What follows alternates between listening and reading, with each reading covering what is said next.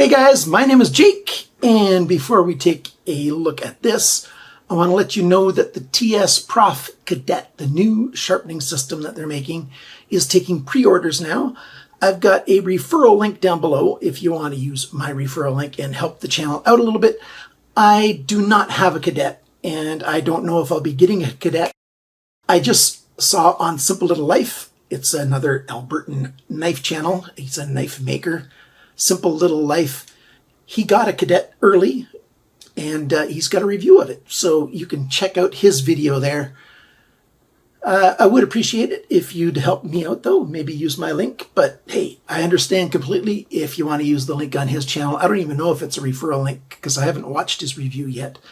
I don't like to watch reviews of things that I might review because I want to have my own ideas instead of looking at what other people have done and just have that influence what I think of something. So hopefully I'll be able to get one. Maybe TS Prof will send me one. I've asked, and I'm waiting to hear back. Well, I've heard back from them a few times. They just don't answer the question if they're going to be sending me a cadet or not. The thing is, it works like this very often. When they were just starting to get into the world and wanted to get popular, back when the K02 was the sharpening system that they had, my channel was small, and they agreed to send me a sharpening system, and then they sent me stuff for a little while. And then as their product became more popular, bigger YouTube channels wanted to interact with them, namely Wrangler Star, I think he's a homesteader kind of guy. He got one of their systems, in his video, he's got, I don't know if it's millions, but he's certainly got hundreds of thousands of subscribers. And so a video from him just goes wide, worldwide, and people see it. Simple Little Life, he's got hundreds of thousands of subscribers, I think. And so a video from him goes very wide. My channel, I got just right at 11,000 subscribers right now. So what that all of them are knife enthusiasts, knife collectors, and not just, homesteader guys or whatever. That doesn't really matter. It's the amount of views that they get. And for my channel, it makes sense. They don't get an awful lot of views. Kind of like Dalstrong. When Dalstrong, it's a kitchen knife company, it's a Canadian-owned company, and they sent me stuff for a while. Then they grew a little bit bigger. They hired a marketing director instead of having it's a family-owned business. Instead of having one of the family run the marketing, they hired a marketing director. And he looked at the size of my channel and said, nope, we're not sending you anything else anymore. Forget you, you're too small. And that's the way it is. My channel is small. I'd love for it to be huge, but it's small. And so that's why I don't always get access to the things that I'd like to get access to. And now I've rambled on for a while yet. Let's take a look at this knife. This is another knife by Black Tusk. Yeah, Black Tusk MESA in blue aluminum. I got this given to me by Integrity Knives, so this is technically an advertisement. But I'm going to give you my normal review, just like I do for everything else. This knife, D2 steel, it's assisted, although it's only sold in Canada as far as I can tell. I've not seen this at House of Knives, even though they tend to sell most of the Black Tusk knives. The MESA, since this is the MESA blue, I'm sure there's other colors out there, but this is the only one I found at that one store. So if you know of other places to get the Black Tusk MESA, you can leave a comment. You can leave a link with a comment if you want to. It won't get automatically posted, but I will see it eventually, and then I'll share that information with others. Right now it's only in Canada. $39.99. You can get 10% off with my coupon code CCE. That makes it $35.99. That is very close to $29 US. So it's a $29 knife, basically, in American dollars. Is it worth that much? Stick around, we'll find out.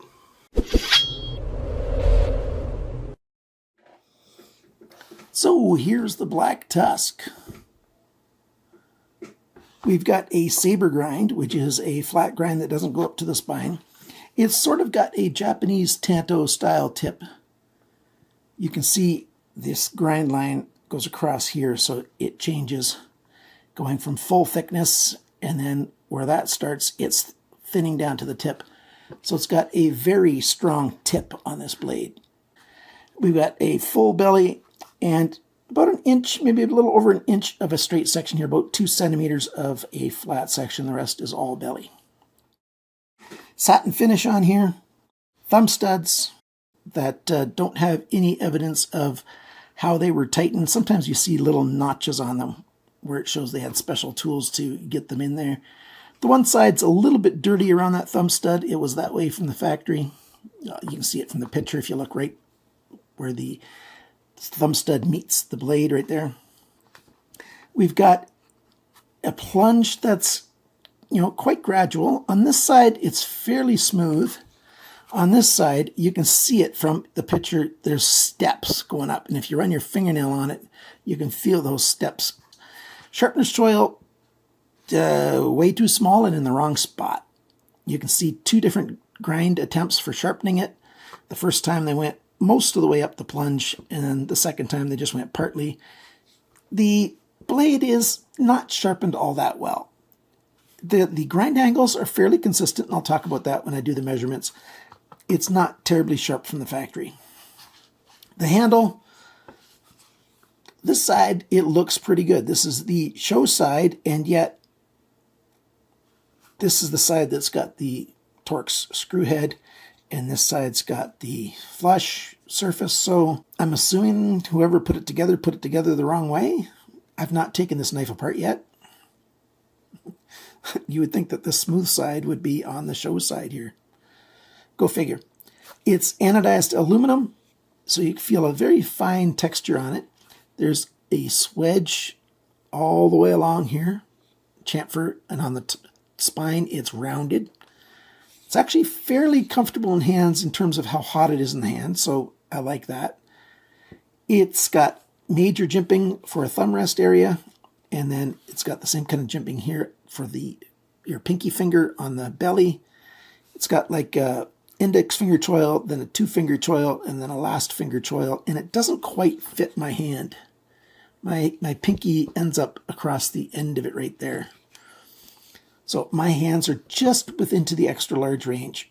So somebody with men's large and smaller for North American sizes, you'll probably find this knife fairly comfortable. If you've got extra large hands, let's say past size 10 and bigger in Europe, it's not going to necessarily be the most comfortable knife, but if you want a smaller knife, there you go. Oh, I forgot one thing. Blade length.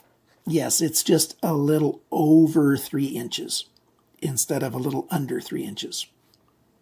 I know. I don't know why knife companies can't figure this out. There's a number of jurisdictions where there's 3-inch laws, so make it 2.9 inches instead of 3.1 inches. It doesn't make sense to me, but it happens so very often. Back to the handle. We've got the lanyard hole. Pretty good placement for it. I like that. We've got open pillar construction. Those are fairly good little hourglass-shaped posts that they use in their spacers.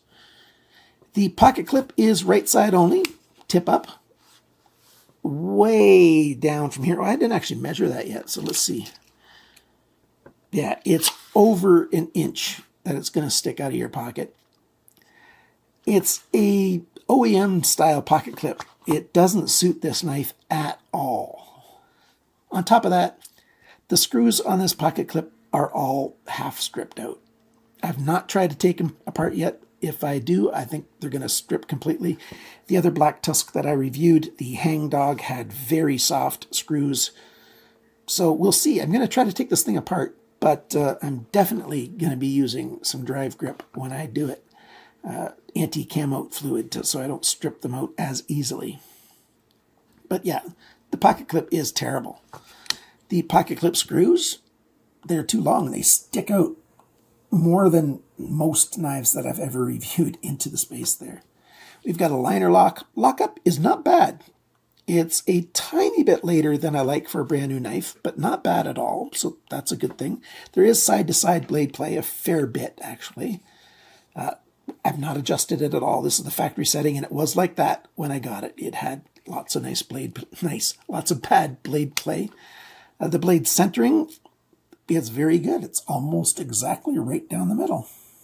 The spring action, the spring on this assist is pretty good. It's not a super fast deployment for a spring assist. If it didn't have the spring assist, I'd probably flick it out the same speed. If I push hard, it goes quite fast. But if I just let the spring do the work, it doesn't even go all the way all the time. The spring is not super strong. It's not terribly weak either, but I wish it was a little bit stronger of a spring back there. The liners, there's no skeletonizing at all. So I'm not going to take the knife apart right now, but you're going to see it taken apart right now. I'm going to take it apart after I record the rest, but you can see it right now. Some good news and some bad news. There is some evidence of some Loctite on here, but those screws were not tight at all. But they were free spinning, not the pivot screw. I still have to use my vise to take these other screws out, but they came out without any risk to being stripped because they were actually loose. This screw was harder to take out because it was on the wrong side, turned around the wrong way. When the screw just came loose, it exploded, throwing this because the tension on the spring pushing back on here.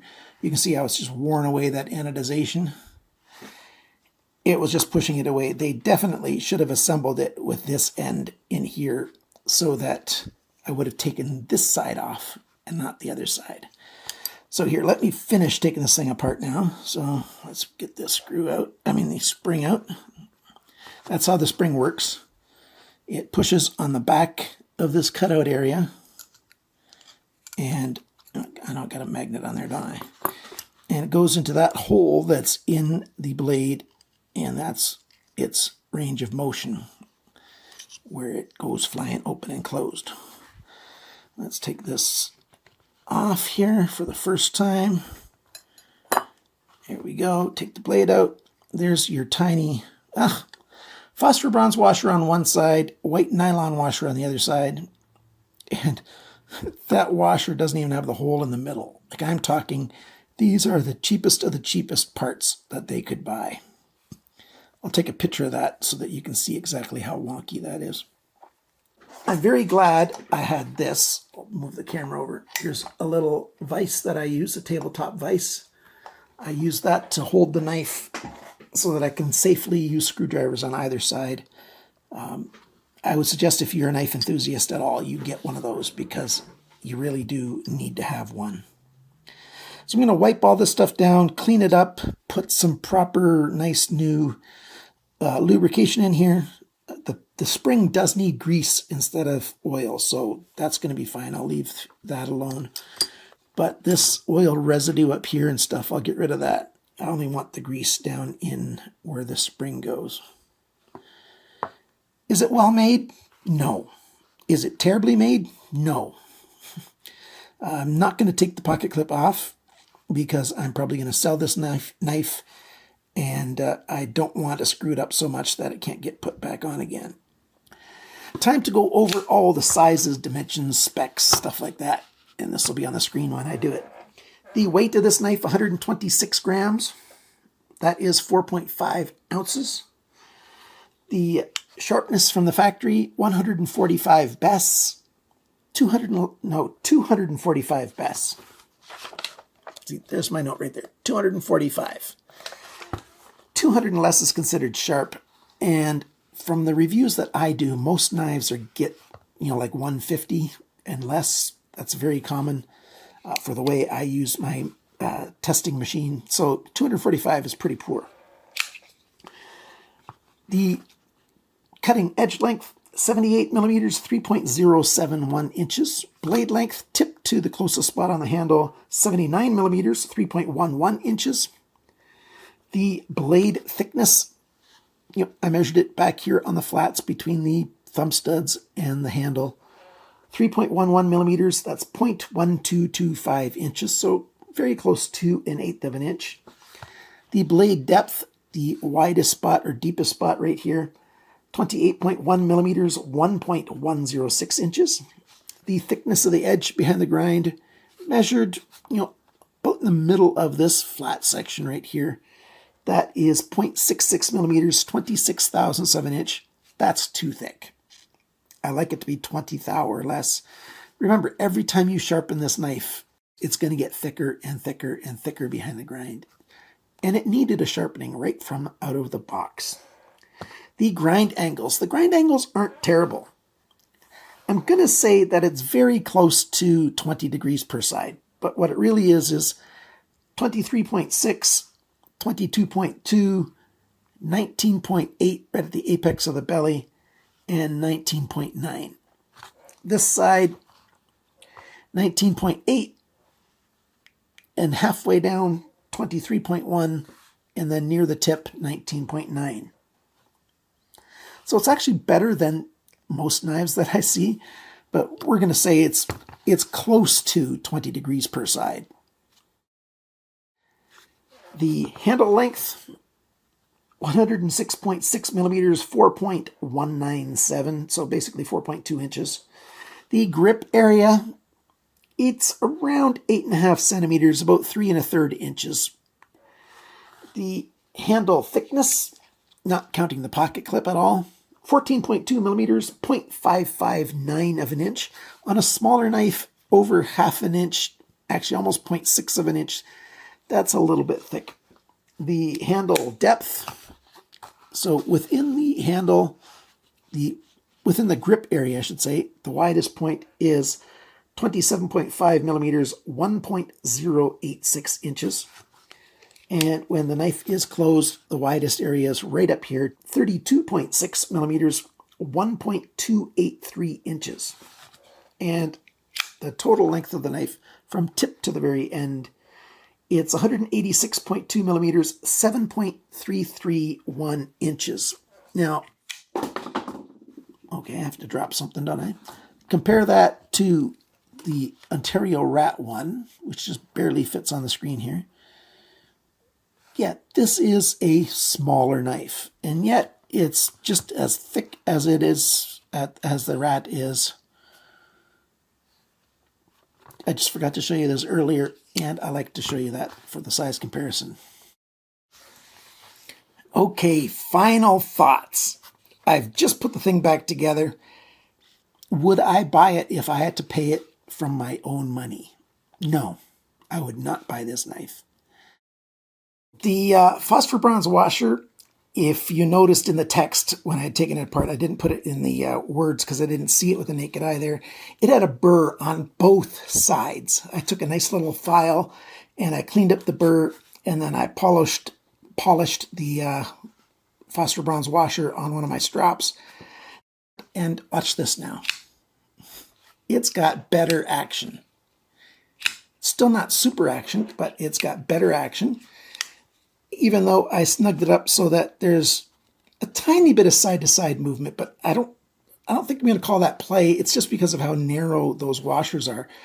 So snugged it up a little bit, and it still goes out better because the washer's in better shape now. You know, you put garbage in, you get garbage out. First learned that when I was in high school, learning computer technology. That was back before computers were in people's homes. There was no such thing as a personal computer back then. Yeah, I'm a little bit old, but I did take a computer course. I grew up in a small town of 8,000 people, and we had a very advanced technology department in our school. Okay, let's get back to the knife. It's an okay knife. If you really like the shape and look of it, you know, if you can do a little bit of maintenance, it's not a bad knife for the price. If you're in that group that you can do your own maintenance like that, and if you don't mind this supremely ugly pocket clip. And I just remembered I didn't show it going into a pocket, so let's see. There you go. That's what it looks like. You get that much sticking out of the pocket. 1.25 inches. So that's about 2.5 centimeters sticking out of a pocket. You got nice bumps here, lots of traction to grab it and pull it out, but yeah, it's not something you like to see very often. So there you go. IntegrityKnives.com, 10% off with coupon code CCE, everything that they sell. IntegrityKnives.com is in Canada, so Canadians, there you go. They will ship to the United States, no problem. I think they ship internationally, actually. So no matter where you live, give them a quick little look. It's a small store for now. They're growing quickly. They just started. I think they're just getting close to a year old now. Happy birthday, Integrity Knives. And remember, friends, always cut towards your chum, not your thumb. Bye for now.